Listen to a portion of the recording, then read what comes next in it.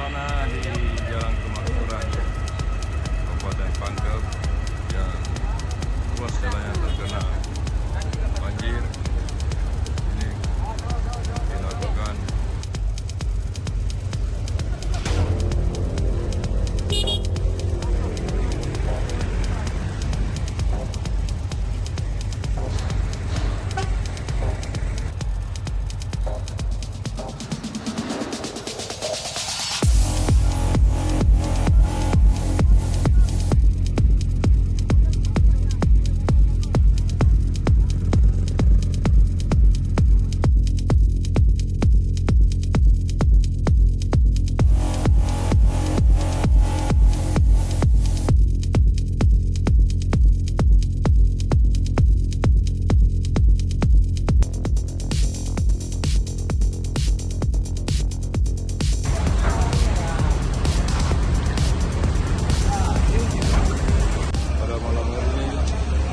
tanggal 7 Desember 2021, tepatnya di Jalan Kemakmuran, Kabupaten Pangkep, pada ruas jalan Trans Sulawesi masih terjadi kepadatan arus lalu lintas akibat genangan air yang makin mulai surut, sehingga dilakukan cara buka tutup dalam memperlancar arus lalu lintas.